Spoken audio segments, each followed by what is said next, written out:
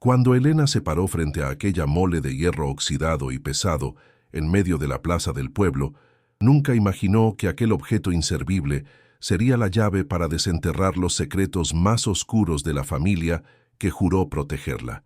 El sol de la tarde caía implacable sobre piedras negras, bañando todo con una luz amarillenta y polvorienta que hacía que el sudor le escociera en los ojos cansados, mientras las risas burlonas de sus parientes políticos resonaban como látigos en el aire estancado. Aquella caja fuerte, una reliquia de acero que parecía haber sido forjada en las profundidades del olvido, no tenía cerraduras visibles ni combinaciones numéricas, y todos decían que ni siquiera la dinamita había logrado rasguñar su superficie en décadas. Elena, con sus manos calejadas por años de fregar suelos ajenos, acarició el metal frío sintiendo un escalofrío que no tenía nada que ver con el clima, sino con la certeza de que su difunto Mateo le estaba enviando un mensaje que nadie más podía entender. Antes de continuar con esta historia que te va a dejar sin palabras, cuéntanos aquí abajo en los comentarios desde qué ciudad o país nos escuchas. Es un verdadero placer tenerte aquí con nosotros. Dale clic al botón de like, suscríbete al canal para no perderte ninguna de nuestras historias de la vida real y activa la campanita de notificaciones. Ahora sí, vamos directo a la historia. La vida de Elena había sido una sucesión interminable de sacrificios silenciosos y madrugadas gélidas, donde el hambre era una compañera más fiel que sus propios familiares. Desde que Mateo cerró los ojos para siempre en aquella cama de hospital destartalada, ella se había convertido en un fantasma que recorría las calles empedradas de la sierra, cargando canastas de ropa ajena que le doblaban la espalda y le hacían sangrar las manos. Su estómago, a menudo vacío y rugiente como un animal herido, se había acostumbrado a la dieta de la dignidad y el agua, mientras veía cómo sus cuñados se repartían las tierras y el ganado que ella y su esposo habían levantado con sudor y lágrimas. No había un solo día en que el frío de la soledad no le calara los huesos, recordándole que en aquel pueblo de adobe y tradiciones crueles, una viuda sin dinero valía menos que el polvo que levantaban las camionetas de los ricos al pasar. El trabajo en el lavadero comunitario era una tortura diaria que Elena aceptaba con una postura digna, a pesar de que sus rodillas amenazaban con colapsar sobre las piedras ásperas. Cada camisa que refregaba, cada sábana pesada que colgaba bajo el sol abrasador, era un recordatorio de su miseria establecida, de una pobreza que no era una elección, sino una sentencia impuesta por la codicia de otros. Sus ropas, aunque gastadas y remendadas hasta el cansancio, siempre estaban limpias, un pequeño acto de rebeldía contra el destino que intentaba hundirla en el fango de la desesperanza.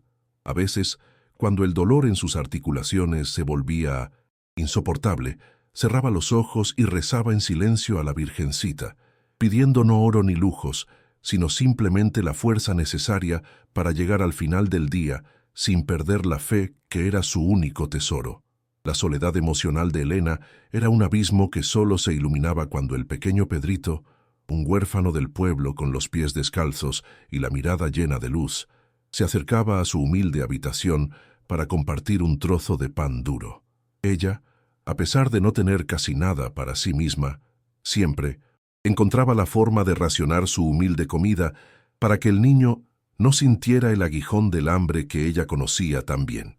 Eran dos almas olvidadas en un rincón del mundo, compartiendo historias de un pasado mejor mientras el viento uivaba entre las grietas de las paredes de adobe, recordándoles que el invierno de la vida siempre era más duro para los que no tenían techo.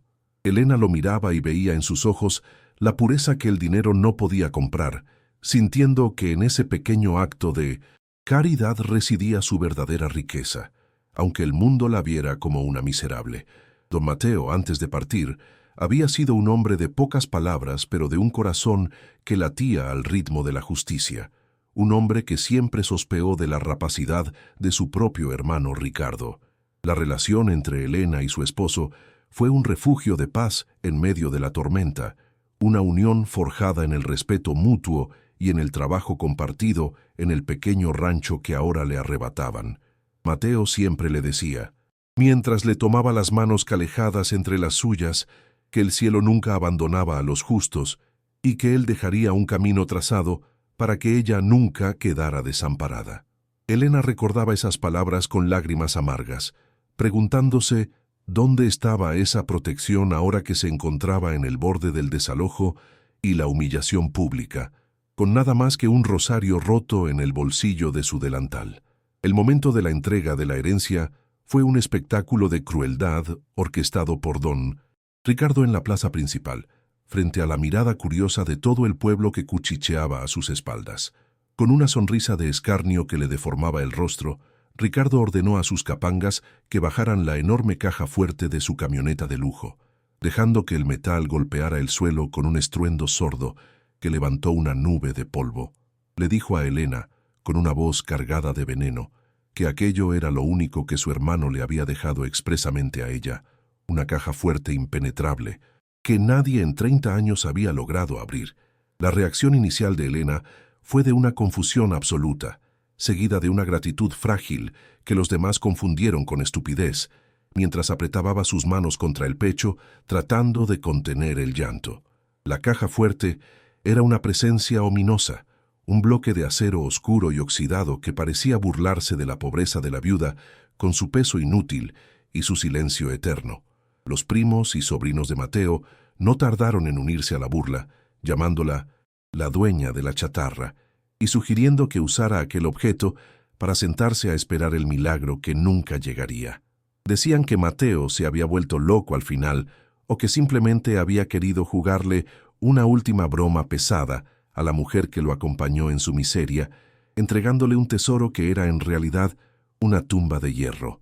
Elena escuchaba cada palabra hiriente, cada risotada que cortaba el aire como una navaja, pero se mantuvo firme, con la barbilla en alto, aceptando el regalo por puro respeto a la memoria del hombre que fue su vida.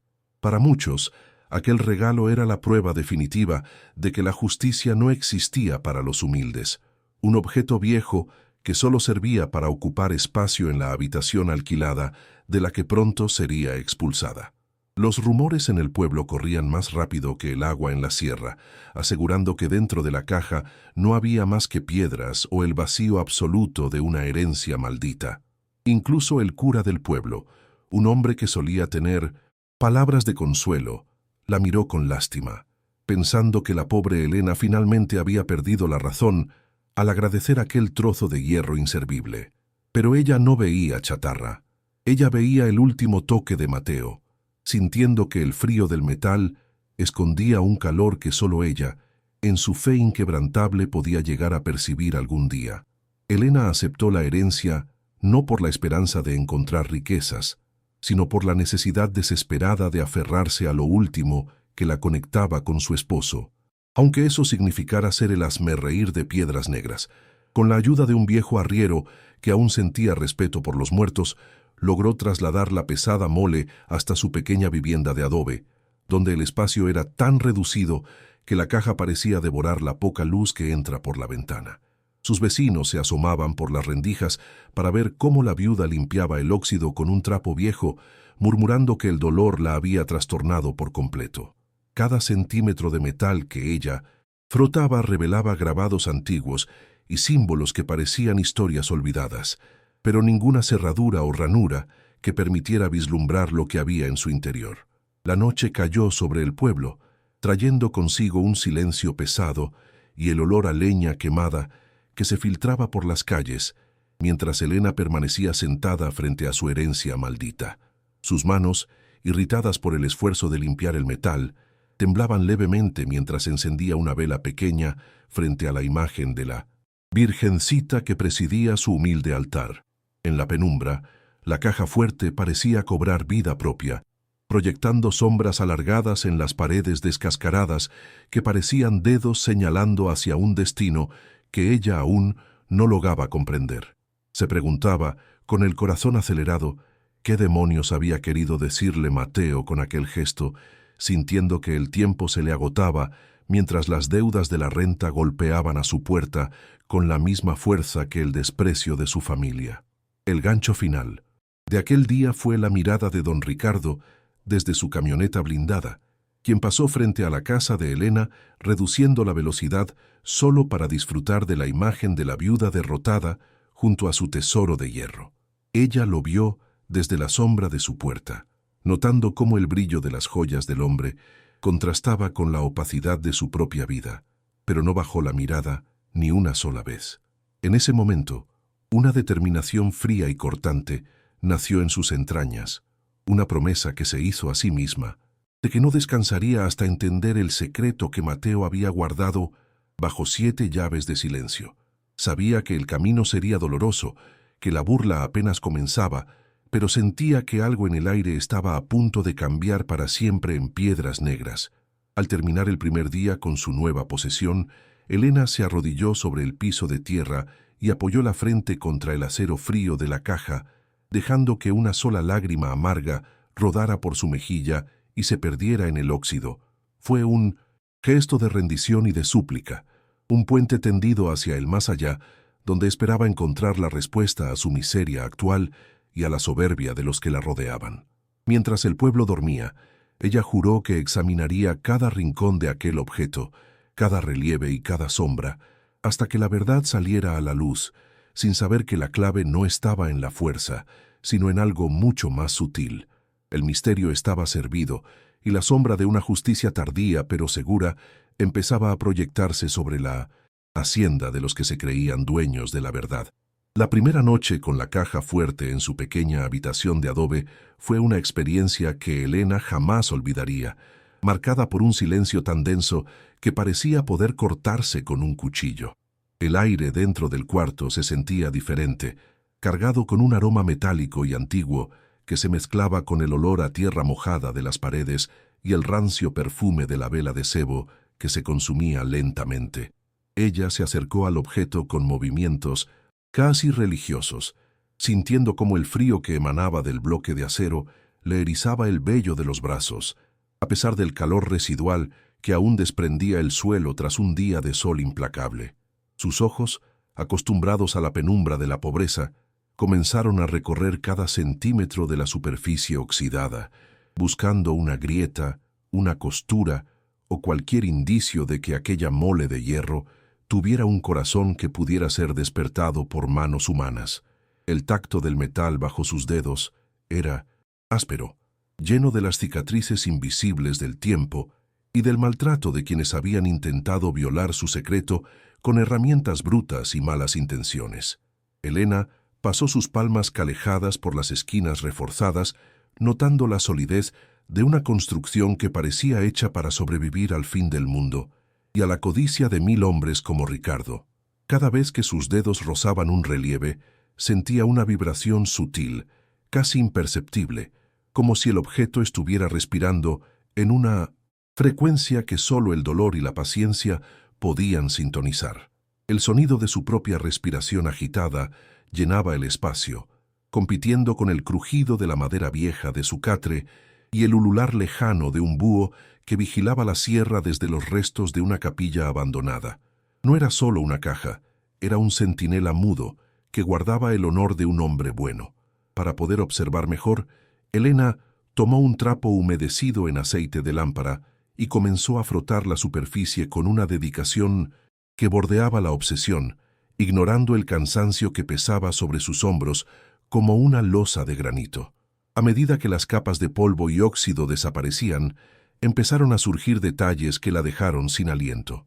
Grabados de flores de lis, pequeñas figuras de ángeles con rostros severos y una serie de inscripciones en un idioma que ella no alcanzaba a comprender. La luz de la vela bailaba sobre el metal ahora pulido, creando sombras que parecían moverse y susurrarle al oído palabras de aliento que Mateo le había dicho en vida. El olor del aceite caliente y el metal limpio llenó sus pulmones, dándole una claridad mental que no había sentido desde el día del entierro, una conexión espiritual que trascendía la muerte. Mientras limpiaba la base de la caja, Elena encontró una pequeña placa de bronce que había estado oculta bajo una costra de barro seco, y al frotarla, leyó el nombre de la fundición donde fue creada hace casi un siglo. Cada objeto que la rodeaba en su miseria parecía cobrar una nueva importancia ante la presencia de aquel gigante de hierro desde su jarro de peltre desportillado hasta las fotos amarillentas de sus padres que colgaban de un clavo oxidado. Sintió la presencia de Mateo de una forma tan vívida que por un momento esperó ver su reflejo en la superficie metálica, recordándolo siempre firme en su defensa de la humildad y la verdad. Aquella exploración no era solo física, era un viaje a través de los recuerdos de una vida compartida, donde cada sacrificio cobraba sentido frente a la promesa de un legado que nadie podía arrebatarle. La madrugada la encontró todavía despierta, con los ojos ardientes, pero el espíritu encendido por una curiosidad que la mantenía alerta contra el sueño que intentaba vencerla. Fue entonces cuando, al desplazar la caja apenas unos milímetros para limpiar el rincón más oscuro, notó que el sonido del metal rozando el suelo de piedra no era uniforme, sino que revelaba un hueco oculto bajo las losas. Su corazón dio un vuelco violento contra sus costillas y con las uñas rompiéndose por el esfuerzo, comenzó a hurgar en la tierra suelta que rodeaba la base de la mole de acero. El aroma a humedad subterránea y a raíces muertas subió hasta su rostro, mientras sus dedos encontraban algo sólido y frío que no era piedra ni tierra, sino una pequeña caja de madera de sándalo enterrada justo debajo. Era un secreto dentro de otro secreto, una capa de misterio que Mateo había diseñado para proteger lo más valioso de la mirada de los impíos. Con manos temblorosas, Elena extrajo la cajita de madera, cuyo aroma dulce y persistente contrastaba con la crudeza del ambiente, y la colocó sobre sus rodillas con el cuidado que se le dedica a un recién nacido.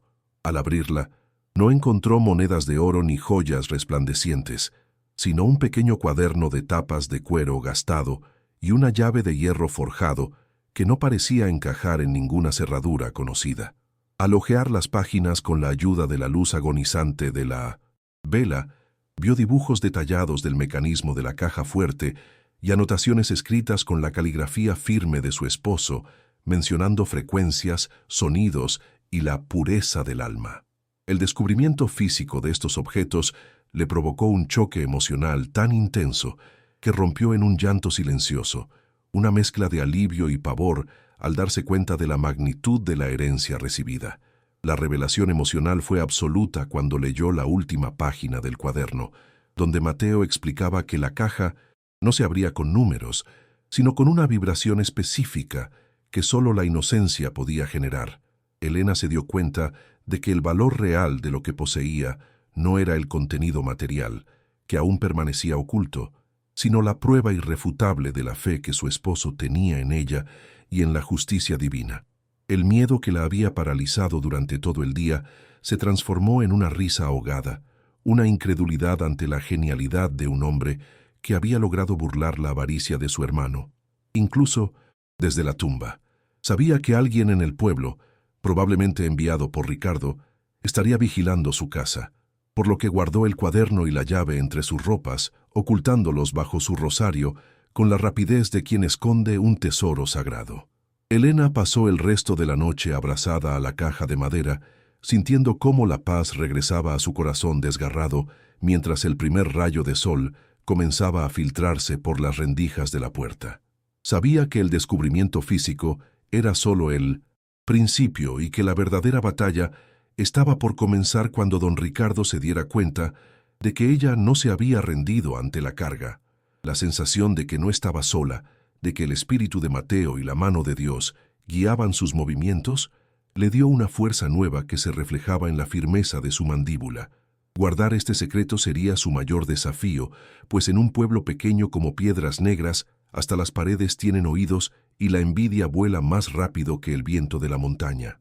El gancho de la sospecha ajena ya empezaba a rodear su humilde morada, esperando el primer paso en falso. A medida que el pueblo despertaba, Elena se puso de pie, se lavó la cara con agua fría y se preparó para enfrentar el mundo con una nueva máscara de indiferencia, aunque por dentro todo su ser vibraba de emoción. Miró la gran caja fuerte una última vez antes de salir al lavadero, notando cómo la luz del amanecer resaltaba los grabados que ahora entendía como partes de un mapa hacia la redención. Cada paso que daba hacia la calle Era un recordatorio de que ahora poseía una verdad que podía destruir imperios de soberbia, pero que requería de una paciencia infinita para ser ejecutada. La certeza de que alguien iba a intentar descubrir su secreto se hizo presente cuando vio una sombra alejarse rápidamente de su ventana, confirmando que la vigilancia del villano no descansaba. La partida de ajedrez por su dignidad y su futuro acababa de dar su movimiento más peligroso. Elena caminó hacia el mercado con la frente en alto, sintiendo el peso del cuaderno contra su pecho como un escudo protector contra las miradas de lástima y burla que aún le lanzaban. Compró un poco de maíz con sus últimas monedas, notando cómo el tendero le negaba el crédito con un gesto de desprecio, sin saber que la mujer frente a él ya no era la misma viuda desamparada de ayer. El aire de la mañana olía a pan recién horneado y a esperanza, pero ella sabía que bajo esa superficie de normalidad que estaba una tormenta de codicia que pronto estallaría sobre su cabeza. Su mente no dejaba de repetir las palabras de Mateo sobre la vibración de la inocencia, tratando de descifrar cómo un simple sonido podría abrir el acero más resistente del mundo. El misterio la envolvía como un manto, dándole una aura de misterio que incluso los más escépticos empezaron a notar. De regreso en su habitación, Elena se sentó a observar la caja desde diferentes ángulos, notando que ciertos relieves de ángeles tenían pequeñas perforaciones que parecían oídos, esperando ser escuchados por alguien puro. Recordó cómo Mateo solía cantar canciones de cuna antiguas cuando estaban solos, melodías que hablaban de justicia y de tierras prometidas para los que trabajan con humildad y fe inquebrantable. Cada vez que intentaba tararear una nota, la caja parecía responder con un zumbido casi inaudible, un eco que se perdía en el silencio de la tarde polvorienta. La conexión emocional con el objeto se hacía más fuerte con cada minuto que pasaba, transformando su miedo inicial en una curiosidad sagrada que la impulsaba a seguir adelante a pesar del peligro. Ella sabía que el secreto estaba cerca, pero que todavía faltaba una pieza clave para completar el rompecabezas del destino. La tarde trajo consigo una visita inesperada que le recordó que el tiempo corría en su contra. El dueño de la casa, un hombre de corazón de piedra influenciado por Ricardo, vino a recordarle que el plazo para el pago de la renta vencía al final de la semana. Elena escuchó sus amenazas de desalojo con una calma que desconcertó al hombre, quien esperaba verla suplicar o llorar como en ocasiones anteriores por un poco de piedad. Ella simplemente le aseguró que el pago se realizaría, sintiendo la llave de hierro quemándole la piel a través de la tela de su vestido gastado. El hombre se fue mascullando maldiciones, dejando tras de sí un rastro de duda que pronto llegaría a los oídos del pariente ambicioso. El riesgo de que alguien irrumpiera en su hogar para buscar lo que ella escondía era ahora una posibilidad real y aterradora que no podía ignorar. Finalmente, Elena se dio cuenta de que la respuesta no estaba en su propia voz, desgastada por los años y el sufrimiento, sino en algo mucho más cristalino y libre de pecado. Pensó en Pedrito, el niño que siempre la acompañaba, y en cómo su risa solía llenar de luz los rincones más oscuros de su existencia, preguntándose si su inocencia sería la llave final. El bloque de acero frente a ella parecía esperar la llegada del pequeño, como si el mecanismo oculto tuviera sed de una pureza que solo un niño huérfano y amado podía ofrecer. La tensión narrativa alcanzó su punto máximo cuando Elena decidió que al día siguiente invitaría a Pedrito a su casa, sin saber que don Ricardo ya estaba preparando su primera estocada para arrebatarle todo.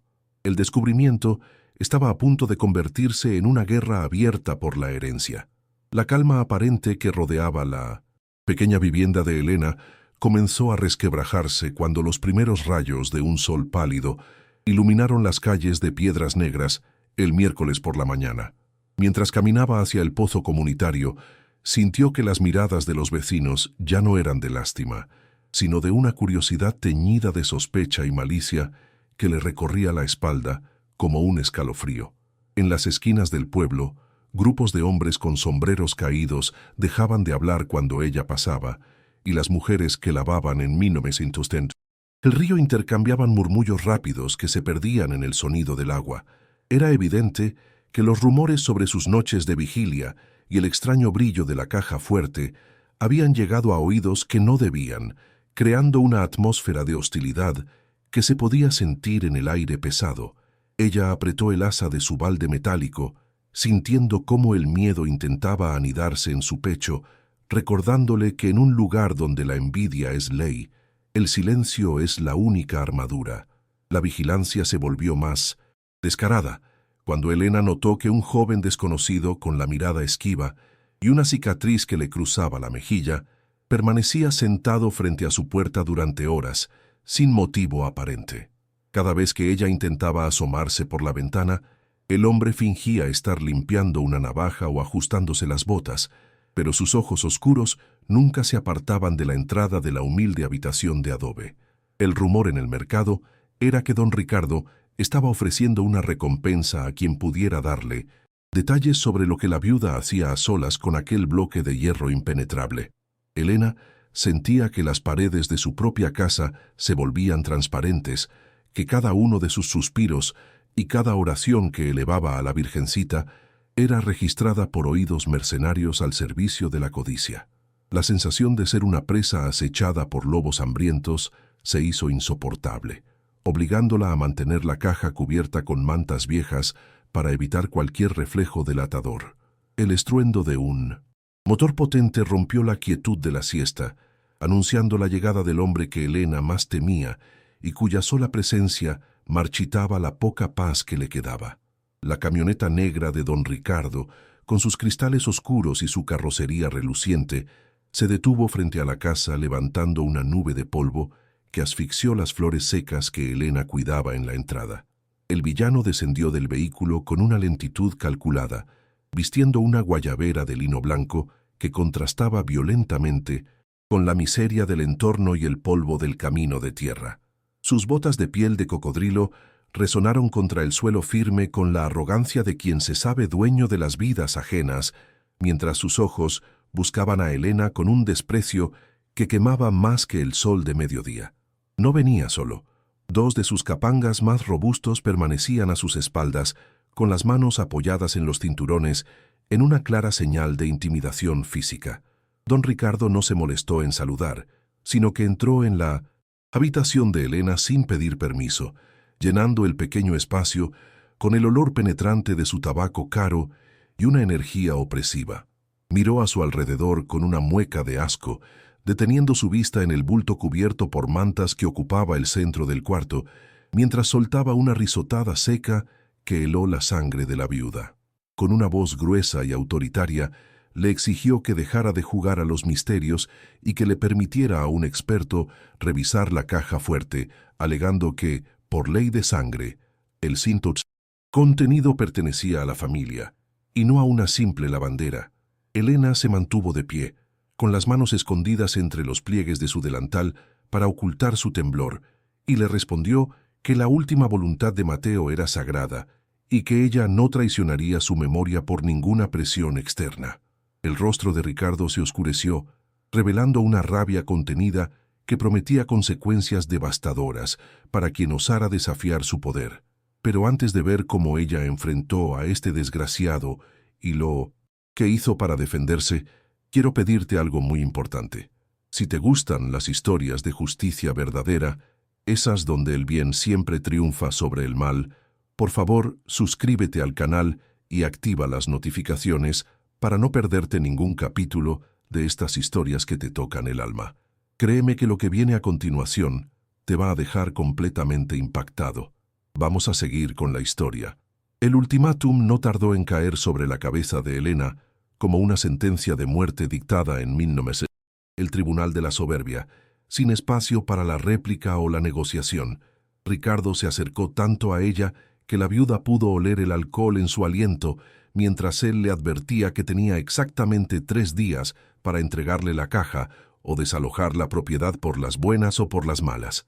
Le recordó con una sonrisa cínica que él era el dueño de la mitad del pueblo y que una palabra suya bastaría para que nadie volviera a darle trabajo ni a venderle un trozo de pan. El plazo expiraba el viernes, al atardecer, justo cuando las sombras de la sierra comenzaran a cubrir piedras negras, Y si para entonces no había cedido, la justicia de los hombres se encargaría de lo que la piedad no pudo. Elena sintió que el suelo se abría bajo sus pies, pero mantuvo la mirada fija en los ojos del villano, negándose a darle la satisfacción de ver una lágrima correr por sus mejillas. La amenaza no se limitaba a la pobreza o al hambre. Ricardo sugirió con una frialdad espeluznante que el pequeño Pedrito podría sufrir las consecuencias de la terquedad de su protectora. Le dijo que un niño que anda solo por las calles del pueblo es vulnerable a muchos accidentes y que sería una lástima que algo le ocurriera por culpa de una mujer que prefiere un trozo de hierro a la seguridad de los inocentes. Al mencionar al huérfano, Elena sintió una punzada de rabia que casi la hace lanzarse contra el gigante de lino, pero se contuvo, sabiendo que su única arma contra ese monstruo era el secreto que guardaba. El desgraciado se retiró con la misma suficiencia con la que llegó, dejando tras de sí un silencio herido y la certeza de que el tiempo de la diplomacia había terminado para siempre. Elena cerró la puerta con llave y se derrumbó contra la madera, sintiendo que el aire le faltaba y que la oscuridad de la desesperación empezaba a rodear su alma. Las primeras represalias comenzaron esa misma noche, cuando el dueño de la casa, actuando bajo las órdenes de Ricardo, le cortó el suministro de agua y le advirtió que no se atreviera a encender ni una vela. En la penumbra total, Elena escuchó cómo piedras pequeñas golpeaban su techo de lámina, un hostigamiento constante diseñado para quebrar sus nervios y privarla del sueño necesario para pensar. Al salir por la mañana, descubrió con horror que alguien había matado a su única gallina y la había dejado colgada frente a su puerta como una advertencia sangrienta de lo que estaba por venir. El miedo ya no era una posibilidad lejana, sino un compañero tangible que le apretaba las entrañas con cada crujido de la casa o cada sombra que pasaba por su ventana. Se dio cuenta de que Ricardo no estaba blefando y que estaba dispuesto a destruir todo lo que ella amaba con tal de conseguir lo que creía que le pertenecía por derecho de poder. A pesar del asedio constante, la dignidad de Elena se mantuvo firme como las piedras de la sierra, alimentada por la oración y la memoria de los días felices junto a Mateo. Buscó desesperadamente una solución, repasando cada palabra del cuaderno de cuero y cada símbolo de la caja fuerte, mientras las paredes parecían cerrarse sobre ella en una prisión de adobe y miedo. Sabía que no podía acudir a las autoridades locales, pues el comisario comía en la mesa de Ricardo y el juez era su compadre de bautizo, dejándola completamente sola en su lucha. El gancho de la desesperación la empujó a considerar la posibilidad de huir, pero entonces miró la gran mole de hierro y sintió que Mateo le pedía una última prueba de fe y coraje. La tensión narrativa alcanzó un punto crítico cuando Elena comprendió que el viernes no solo sería el día de su posible desalojo, sino el momento en que se decidiría el destino de su alma y el legado de su familia. Elena decidió que no podía esperar más y que el jueves por la noche llevaría a cabo el plan que Mateo había dejado entre líneas en su diario secreto. Necesitaba a Pedrito, pero también necesitaba la protección de la noche y el valor de quien ya no tiene nada que perder excepto su honor ante Dios. Sabía que sus movimientos estaban siendo observados, por lo que comenzó a actuar con una normalidad fingida, preparando su pequeño altar y lavando su ropa como si el ultimátum no existiera. El miedo por el niño la devoraba por dentro, pero entendió que solo a través de esa pureza infantil podría abrir la puerta que el odio de los hombres había mantenido cerrada por 3 décadas. La atmósfera en Piedras Negras era eléctrica, como el aire que precede a una tormenta devastadora, y todos en el pueblo sabían que el enfrentamiento final entre la viuda y el poderoso patrón era inevitable. La noche del jueves fue la más larga de su vida, marcada por el sonido de sus propias oraciones y el latido acelerado de su corazón contra las costillas. Elena permaneció sentada junto a la caja fuerte, con la llave de hierro apretada en su puño hasta que los nudillos se le pusieron blancos, esperando una señal que la guiara en la oscuridad. El gancho de lo que sucedería al amanecer la mantenía en vilo, preguntándose si su fe sería suficiente para derrotar a la legión de sombras que Ricardo había desatado contra ella.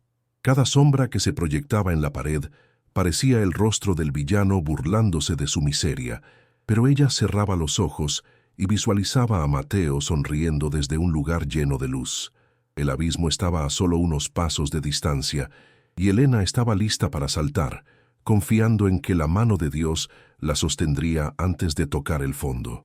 Al llegar la mañana del fatídico viernes, Elena salió a buscar a Pedrito con la determinación de una leona que protege a su cría, ignorando las burlas de los hombres de Ricardo que la seguían a corta distancia. Lo encontró en la plaza, jugando con un puñado de canicas viejas, y con una mirada le comunicó que el momento de la verdad había llegado para ambos. El niño, con esa sabiduría innata que poseen los que han sufrido desde temprano, asintió sin decir palabra y tomó la mano de la viuda, sintiendo el calor de una alianza que el dinero nunca podría comprar. Caminaron juntos de regreso a la habitación, bajo la vigilancia hostil de un pueblo que contenía la respiración, conscientes de que estaban entrando en el ojo del huracán. El gancho final de este bloque se clavó en la conciencia colectiva de Piedras Negras. ¿Podría un niño huérfano y una viuda pobre vencer al gigante que los oprimía con solo una canción y un corazón puro? Elena se encontraba en lo más profundo de su noche, oscura, encerrada en aquella habitación que ahora se sentía más como una tumba de adobe que como un hogar. El miedo por la seguridad de Pedrito la paralizaba por momentos, haciéndola cuestionar si su obstinación no era en realidad un pecado de soberbia que ponía en riesgo una vida inocente. Cada vez que el viento golpeaba la puerta mal ajustada, ella se sobresaltaba, imaginando que los hombres de Ricardo venían finalmente a cumplir sus promesas de violencia y despojo. Se sentó en el suelo de tierra, sintiendo cómo el frío subía por sus huesos y la desesperanza le apretaba la garganta, como una mano invisible que intentaba robarle el último aliento de fe. Consideró seriamente rendirse, entregar la maldita caja y huir del pueblo con el niño antes de que el sol de la mañana iluminara su derrota final, pues se sentía pequeña e insignificante ante el poder del dinero. La noche avanzaba y con ella la escalada de violencia que don Ricardo había orquestado para quebrar el espíritu de la viuda antes del amanecer. De repente, un olor a humo acre y penetrante comenzó a filtrarse por las grietas de la ventana, seguido por el resplandor anaranjado de una antorcha que alguien había lanzado contra su pequeño huerto trasero. Elena corrió a sofocar las llamas con baldes de agua estancada, mientras escuchaba las risotadas crueles de los secuaces que se ocultaban en la penumbra del callejón, burlándose de su desesperación. No contentos con el fuego, comenzaron a bloquear la única salida de la casa con troncos pesados, aislándola por completo del resto del pueblo y dejándola a merced de sus peores pesadillas. La violencia ya no era velada.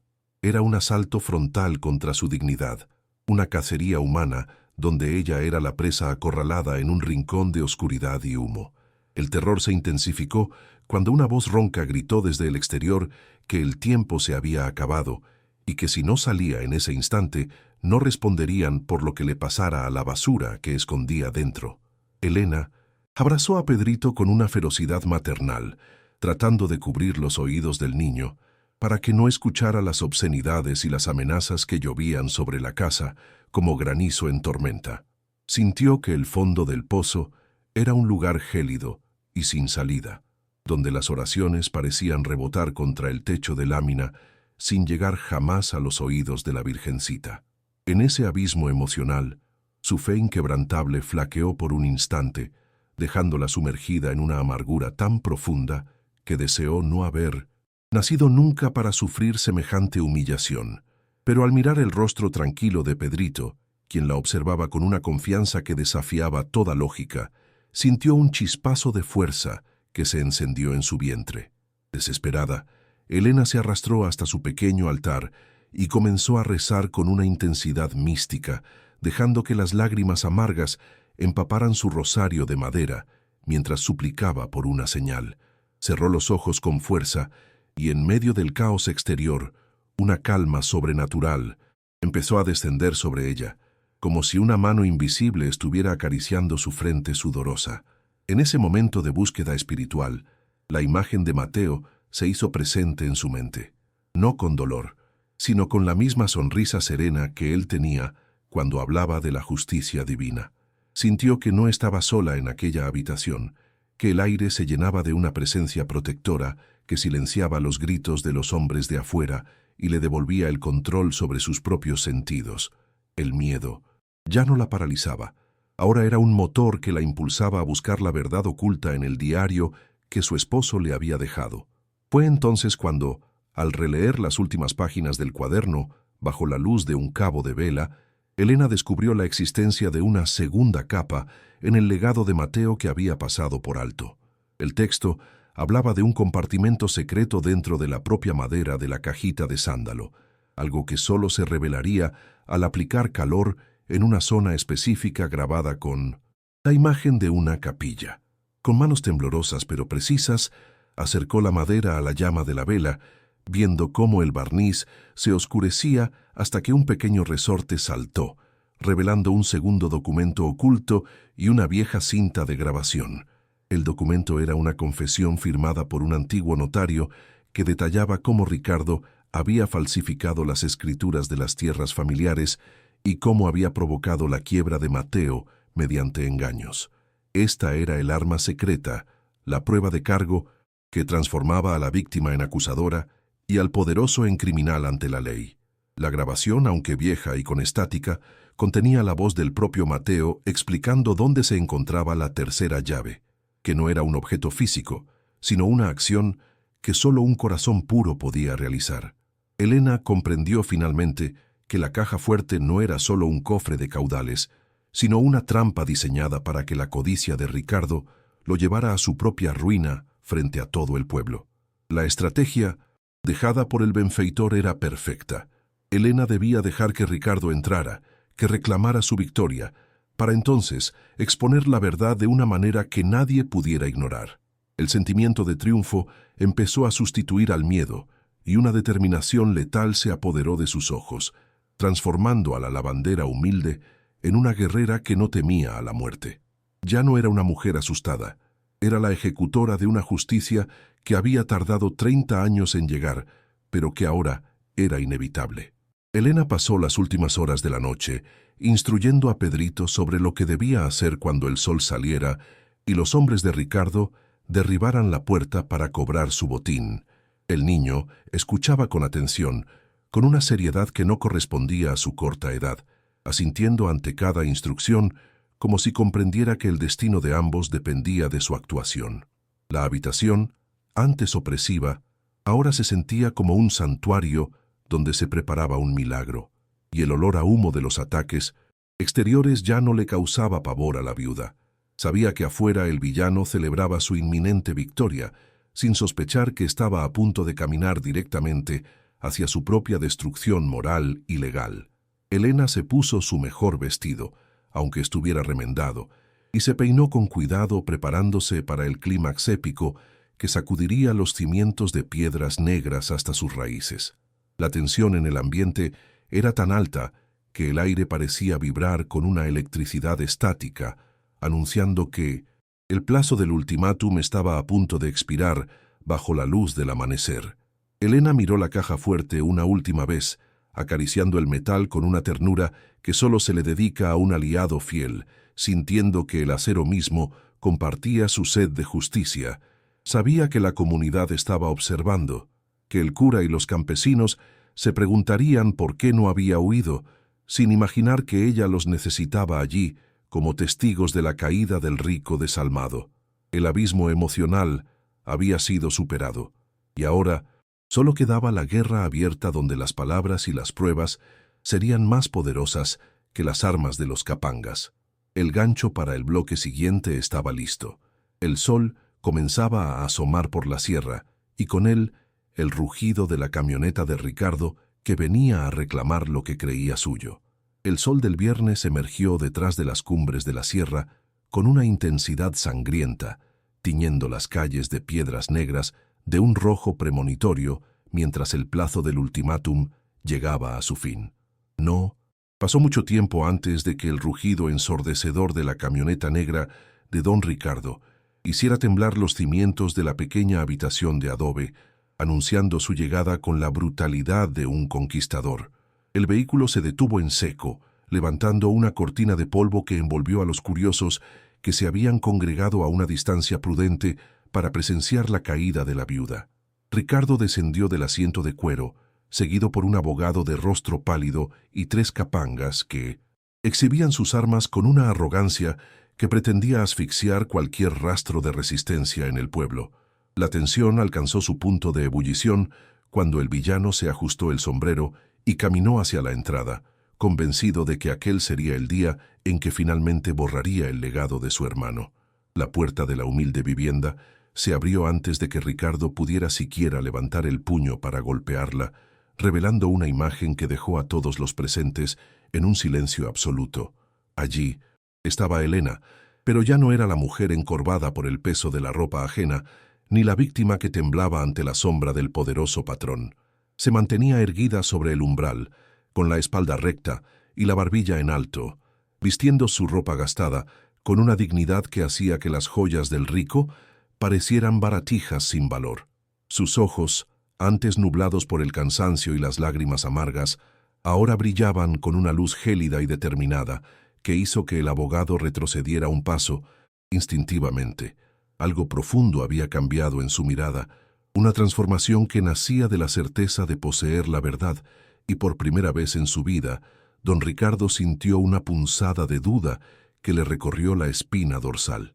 El villano intentó recuperar su postura dominante, soltando una carcajada forzada que resonó con eco en el callejón, burlándose de lo que él llamaba teatro de pobre, mientras exigía que se hicieran a un lado. Con un gesto de su mano enjollada, ordenó a sus hombres que entraran por la fuerza si era necesario para sacar la caja fuerte a la calle, alegando que el notario traía los papeles legales para embargar todo. Elena no se movió ni un centímetro, interponiéndose entre los hombres de armas y su hogar con una calma letal que desconcertó a los agresores más experimentados. Les advirtió, con una voz clara que se escuchó hasta en la última fila de curiosos, que aquel día la justicia divina pesaría más que las leyes compradas con dinero sucio y que nadie tocaría la herencia de Mateo sin antes escuchar la verdad completa. El pueblo entero contuvo el aliento, sintiendo que la batalla de palabras que estaba por comenzar cambiaría el destino de Piedras Negras para siempre. El intercambio que siguió fue una guerra de voluntades donde Ricardo lanzaba amenazas como navajas, gritándole a Elena que era una vieja estúpida que no sabía con quién se estaba metiendo. Le escupió que el mundo pertenecía a los que tenían la fuerza para tomarlo, y que ella, una simple, lavandera sin un centavo, no era nadie para cuestionar sus derechos sobre la sangre de los hermanos. Elena escuchó cada insulto con una serenidad que parecía desquiciar al hombre, esperando pacientemente a que él terminara su discurso de soberbia frente a todos los testigos que él mismo había convocado. Cuando el villano finalmente se quedó sin aliento, ella dio un paso al frente y le preguntó si recordaba la última vez que había mirado a su hermano a los ojos antes de que muriera. Ricardo rió con desprecio, asegurando que los muertos no hablan y que las pruebas de su propiedad eran irrefutables ante cualquier tribunal del país. Fue en ese preciso instante cuando Elena hizo una señal hacia el interior de la casa y el pequeño Pedrito apareció cargando la grabadora vieja y el cuaderno de cuero que habían estado ocultos en el compartimento secreto. La viuda miró a Ricardo y le dijo que, aunque los muertos no hablan, los corazones puros pueden hacer que el silencio grite verdades que derrumban imperios de mentiras. Con un movimiento decidido, presionó el botón de reproducción y la voz clara y firme de don Mateo inundó la calle, narrando con lujo de detalles cada una de las traiciones y falsificaciones cometidas por su hermano. El pueblo escuchó en un silencio sagrado cómo el difunto explicaba el mecanismo de la caja fuerte, revelando que solo se abriría cuando una frecuencia de inocencia, una canción de cuna que representaba el amor desinteresado, fuera cantada frente a los grabados de los ángeles. La cara de Ricardo pasó del rojo de la rabia a una palidez cadavérica que delataba su pánico. Elena le pidió a Pedrito que se acercara a la caja fuerte, la cual ya había sido sacada al centro de la habitación por los capangas confundidos, y le indicó que cantara la melodía que Mateo solía tararear. Mientras la voz cristalina del niño huérfano llenaba el espacio, un sonido de engranajes perfectamente aceitados comenzó a resonar desde el interior del acero, un clic celestial que pareció una campana de redención. La pesada puerta de hierro, que nadie había podido abrir con dinamita ni fuerza bruta, se deslizó suavemente sobre sus goznes, revelando un interior forrado de terciopelo que guardaba mucho más que oro. Allí, a la vista de todos, se encontraban las escrituras originales de la hacienda, una fortuna en monedas de la Revolución y, lo más importante, las pruebas de que Ricardo había envenenado lentamente la salud de su propio hermano para quedarse con 1900. Todo. La revelación pública fue el golpe final que desmoronó la fachada de poder de don Ricardo frente a la comunidad que tanto lo había temido durante décadas. El cura del pueblo, que se había acercado al escuchar la grabación, tomó los documentos con manos temblorosas y confirmó ante la multitud que la firma de Mateo era auténtica y que el notario de Ricardo era un impostor. Los campesinos, que antes bajaban la cabeza al paso de la camioneta negra, empezaron a murmurar con una indignación creciente que se transformó en un grito unánime de justicia para la viuda. Elena no necesitó decir más. Las pruebas hablaban por ella, exponiendo la bajeza de un hombre que había construido su fortuna sobre la miseria de su propia sangre. El abogado de Ricardo, oliendo la derrota inminente, guardó sus papeles y desapareció entre la multitud antes de que alguien pudiera señalarlo como cómplice de la estafa. La caída del villano fue lenta y dolorosamente satisfactoria para todos aquellos que habían sufrido bajo su yugo de arrogancia y desprecio. Al verse descubierto y rodeado por un pueblo que ya no le tenía miedo, Ricardo intentó una última jugada de intimidación, ordenando a sus capangas que tomaran el oro por la fuerza, pero sus propios hombres bajaron las armas al ver la magnitud del crimen revelado. El hombre que se creía dueño del mundo se derrumbó de rodillas sobre el polvo del camino, sollozando y suplicando una piedad que él nunca tuvo con Elena ni con los más necesitados de la sierra. El desprecio en los ojos de la viuda era el único castigo que necesitaba en ese momento, una mirada que le recordaba que toda su riqueza no podía comprar un solo gramo de la dignidad que ella nunca perdió. Los oficiales de la caballería, alertados por el escándalo, llegaron para llevarse detenido al desgraciado mientras el pueblo celebraba la victoria de la justicia divina. Elena se quedó allí, de pie frente a su casa, viendo cómo se llevaban al hombre que había intentado destruirla, sintiendo que un peso inmenso se levantaba finalmente de sus hombros. La caja fuerte, ahora abierta y rebosante de justicia, ya no era un objeto de burla, sino el monumento a la sabiduría de un hombre que supo proteger a los suyos más allá de la muerte. Pedrito le tomó la mano y ella lo abrazó con fuerza, sabiendo que la herencia más grande no era el oro que brillaba en el interior del acero, sino la lealtad y el amor que los habían mantenido unidos en la oscuridad. El mal había sido derrotado, pero el verdadero trabajo de reconstruir un legado de humildad y prosperidad apenas comenzaba para la patrona de los pobres. Piedras Negras nunca volvería a ser el mismo lugar después de aquel viernes de milagros y verdades expuestas. El destino de don Ricardo fue la caída más estrepitosa que los habitantes de Piedras Negras recordaran en toda su historia. Una lección viviente de que la ambición sin escrúpulos siempre termina en la ruina. Tras ser procesado por los crímenes revelados en la cinta y los documentos de la caja fuerte, el hombre que una vez se sintió dueño de la vida y la muerte en la sierra, terminó sus días tras las rejas de una celda fría y sombría. Sus propiedades fueron confiscadas para resarcir los años de robos y fraudes, y su nombre, antes pronunciado con temor, se convirtió en sinónimo de vergüenza y deshonra en cada rincón del pueblo. Aquella camioneta blindada y las guayaberas de lino pasaron a ser recuerdos de una era de opresión que finalmente había llegado a su fin, dejando al villano en la miseria absoluta, rodeado únicamente por el eco de sus propias mentiras y la soledad que su soberbia cultivó. La poética justicia se manifestó de formas sorprendentes, pues aquellos que antes servían a Ricardo por miedo, ahora encontraban en Elena una líder que gobernaba con el corazón y no con el látigo. El exilio social del villano fue tan profundo que incluso sus antiguos cómplices le dieron la espalda, negándole cualquier gesto de piedad en su desgracia. Helena, por el contrario, no celebró la caída de su enemigo con odio, sino con un suspiro de alivio que liberó a su alma de una carga que parecía eterna. La imagen del rico desalmado, ahora convertido en un miserable prisionero, servía como advertencia para todos los que creían que el dinero podía silenciar la voz de Dios o comprar la voluntad de los humildes. La balanza de la vida se había equilibrado de manera perfecta, devolviéndole a cada uno lo que sus acciones habían sembrado a lo largo de los años de sufrimiento y engaño. Helena prosperó, pero lo hizo manteniendo esa humildad sagrada que siempre había sido su mayor virtud y su escudo contra la corrupción del alma. Con el oro encontrado en la caja fuerte y la restitución de las tierras que Mateo le había dejado, no construyó una mansión ni se rodeó de lujos innecesarios que la alejaran de su gente.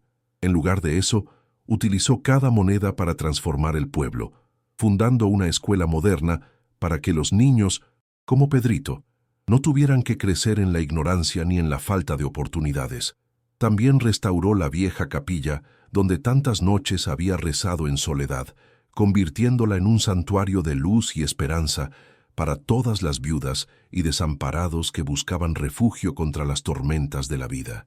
Su riqueza no se medía por lo que tenía en el banco, sino por la cantidad de estómagos que ahora estaban llenos y los sueños que comenzaban a florecer. El legado de don Mateo se hizo tangible a a través de las obras que Helena realizó en su nombre, asegurándose de que nadie en Piedras Negras volviera a sentir el frío de la injusticia por ser pobre. Estableció un comedor comunitario que funcionaba gracias a los frutos de la hacienda recuperada, donde se servía comida caliente a quien quiera que tuviera hambre, sin preguntas ni juicios. Pedrito, ahora convertido en su hijo legal, creció bajo su tutela, aprendiendo que la verdadera llave de la vida no es de hierro ni de oro, sino de bondad y pureza de intención. La casa de adobe donde comenzó la lucha fue conservada como un museo de la fe, un recordatorio para las futuras generaciones de que una simple lavandera pudo vencer a un gigante con la ayuda de la verdad. La prosperidad de Helena era una ablación colectiva que sanaba las heridas que la codicia de Ricardo había dejado abiertas durante décadas. El narrador reflexiona sobre estos eventos extraordinarios, recordando que la justicia divina a menudo camina por senderos misteriosos que la razón humana no siempre alcanza a comprender. La historia de la caja fuerte impenetrable se convirtió en una leyenda que los abuelos contaban a sus nietos frente al fogón, enseñándoles que los humildes siempre serán recompensados si mantienen su fe inquebrantable ante la adversidad. La soberbia, por más poderosa que parezca, siempre lleva en su interior la semilla de su propia destrucción, mientras que la dignidad moral es una fortaleza que ningún ejército de sombras puede derribar. Piedras Negras se transformó en un oasis de paz en medio de la sierra, un lugar donde el valor de una persona se medía por su capacidad de amar y proteger a los más pequeños, tal como Mateo lo había soñado antes de partir. Helena solía sentarse en el porche de su casa al atardecer, viendo cómo los niños jugaban en la plaza que antes fue escenario de su mayor humillación, sintiendo una paz que sobrepasaba todo entendimiento. Su mirada, ahora serena y llena de sabiduría, se perdía en el horizonte, donde el sol se ocultaba tras las montañas, agradeciendo cada prueba y cada lágrima amarga que la llevaron hasta aquel momento de plenitud. Ella sabía que el cielo nunca abandona a quien lucha con dignidad, y que la presencia de Mateo seguía viva en cada rincón del pueblo, que ahora florecía gracias a su sacrificio. La imagen final de la protagonista era la de una mujer en paz consigo misma y con el mundo, con una sonrisa leve que reflejaba la victoria de la luz sobre las tinieblas. Su historia era la prueba viviente de que el bien siempre triunfa, aunque el camino sea largo y esté lleno de espinas.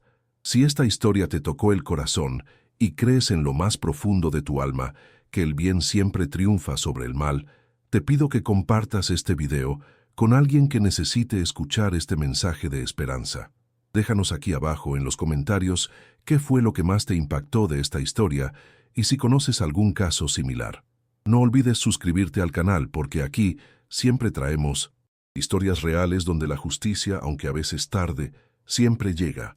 Que Dios te bendiga y nos vemos en la próxima historia.